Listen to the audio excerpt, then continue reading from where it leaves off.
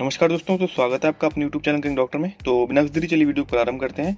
आज की video students के लिए है जिन्हें गवर्नमेंट मेडिकल कॉलेजेस अलॉट हो चुके हैं। तो ऐसे स्टूडेंट्स को काफ़ी ज़्यादा डाउट उनके फीस के रिलेटेड आ रहा था कि किसके नेम से डीडी बनेगा। इन सब की डिटेल जानकारी इस वीडियो में दूंगा, तो बिना स्किप की वीडियो को एंड तक देखें। सबसे पहले आइए बात करते हैं गवर्नमेंट मेडिकल कॉलेजेस में जिन स्टूडेंट्स को एडमिशन मिला है। उसके बाद हम आपको ESIC मेडिकल कॉलेज नोएडा के बारे में डिटेल जानकारी देंगे। इससे पहले बात करते हैं, अगर आपको कोई भी गवर्नमेंट मेडिकल कॉलेज अलॉट हुआ है तो आपको जैसे अलॉट हुआ है ASMC बस्ती, तो आपको ऑटोनोमस स्टेट मेडिकल कॉलेज बस्ती में विजिट करना है। वहाँ पे जब आप विजिट करेंगे तो सारे डॉक्यूमेंट्स ओरिजिनल लेके जाएं और साथ के साथ भी फोटोकॉपीज मिनिमम लेके जाएं। उसके बाद डीडी आपकी वहीं बन जाएगी उसी सिटी में। आप किसी भी बैंक में विजिट करेंगे आपकी डीडी वहाँ पे हैंड टू हैंड बन जाएगी। चाहे आप चेक देके सबमिट करके वहाँ पे अपनी डीडी बनवा सकते हैं, और अगर आप किसी और बैंक से बनवा रहे हैं तो आप वहाँ पे जाके कैश भी सबमिट करके बनवा सकते हैं। और अगर आपका अकाउंट उसी बैंक में है तो आप चेक देके भी डीडी बनवा सकते हैं।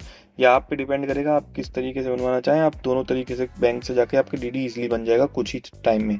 और एक दो डीडी और भी कॉलेज बनवाता है जो कि हॉस्टल चार्जेस और बाकी चार्जेस के रहेंगे। तो आप एक बार कॉलेज विजिट करेंगे तो आपको वहाँ पे सारी इंस्ट्रक्शंस मिल जाएंगी, और जो भी फॉर्म्स रहेंगे वो आपको वहाँ पे कॉलेज में अवेलेबल हो जाएंगे। नोटरी के जो भी फॉर्म्स रहेंगे वो भी वहाँ पे अवेलेबल हो जाएंगे, जैसे एफिडेविट जो भी लगेंगे। और अगर अवेलेबल नहीं भी रहते हैं तो आपको कॉलेज इंस्ट्रक्ट कर देगा आपको कहाँ पे जाना है, कहाँ पे बन जाएंगे। तो सिंपली ये था गवर्नमेंट मेडिकल कॉलेज के लिए आपको किस नेम से डीडी बनवानी है और क्या क्या प्रोसेस आपको फॉलो करना है। अब आइए बात करते हैं ESIC मेडिकल कॉलेज नोएडा के बारे में। जिन्हें ESIC medical college Noida allot हुआ है, तो ऐसे स्टूडेंट्स को देखिए सबसे पहले क्या करना है, उन्हें रिपोर्ट करना है academic block ESIC medical college and hospital Noida for MBBS admission on or before the date जो आपकी दी हुई है। If any student fails to report before last date, his or her admission will stand cancelled and the same will be intimated to concern authority. इसमें ये कहा गया है कि ऐसे स्टूडेंट अगर नहीं पहुंचते हैं टाइम पे, लेट हो जाते हैं, लास्ट डेट के बाद पहुंचते हैं, तो उनका एडमिशन कैंसिल कर दिया जाएगा। One of the parent or guardian must accompany the student at the time of admission or when surrendering of seat is done, as some documents are to be signed by them.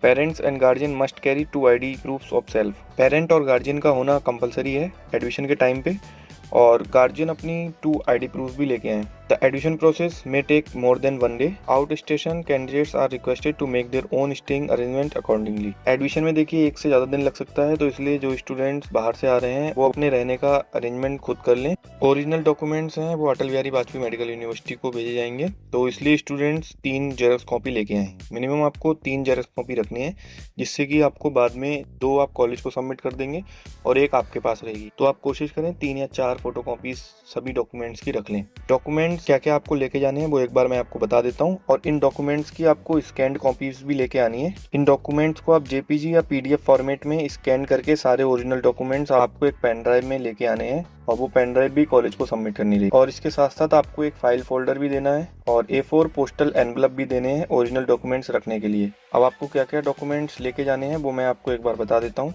देखिए, seat allotment letter, admit card NEET का score card, UG bond on 100 rupees stamp paper as per proforma, जो मैं अभी आपको screen पर दिखा दूंगा। जो डीडी बननी है वो बननी है आपकी ESIC फंड अकाउंट नंबर 1 के नेम से and payable eight Noida. Passport size photo आपको मिनिमम 4 रखने हैं। 10th की मार्कशीट रखनी है, पासिंग सर्टिफिकेट 10th का रखना है। 12th की मार्कशीट रखनी है और 12th का पासिंग सर्टिफिकेट रखना है।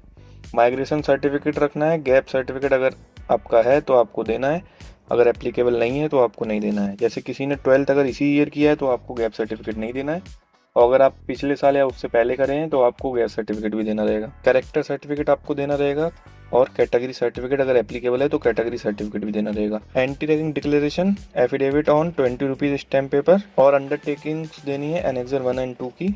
Certificate for bench mark disabilities अगर एप्लीकेबल है। Certificate of dependent freedom fighter अगर एप्लीकेबल है। सर्टिफिकेट ऑफ XSM अगर एप्लीकेबल है। आधार कार्ड आपको देना है अपना, और आधार कार्ड फादर एंड मदर का देना है।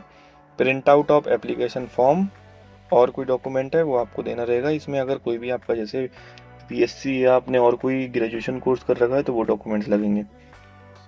इसके बाद जो स्टेट कोटा के स्टूडेंट्स को और एडिशनल डॉक्यूमेंट सबमिट करने हैं उसमें है UP domicile residence certificate, income certificate देना है अगर आपके लिए एप्लीकेबल है, और परिवार पहचान पत्र फैमिली ID देना है। Additional documents to be submitted by IP quota students in addition to above, ESIC पहचान कार्ड देना है, बोर्ड ऑफ IP सर्टिफिकेट देना है, डिक्लेरेशन देना है, affidavit on 20 rupees stamp paper by the female student.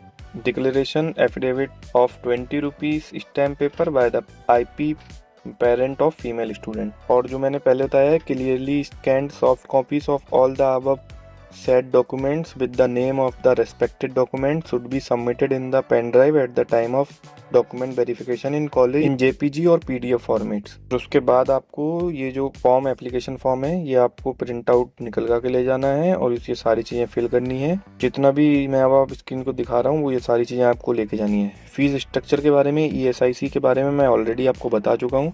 आपने अगर नहीं चेक किया है तो आई बटन पे जाके चेक कर सकते हैं। और इसके बाद जो बॉन्ड का फॉर्मेट है वो भी आप स्क्रीन पर देख सकते हैं। इसका लिंक मैं आपको डिस्क्रिप्शन में दे दूंगा, आप वहां से जाके सारे फॉर्मेट्स डाउनलोड कर सकते हैं।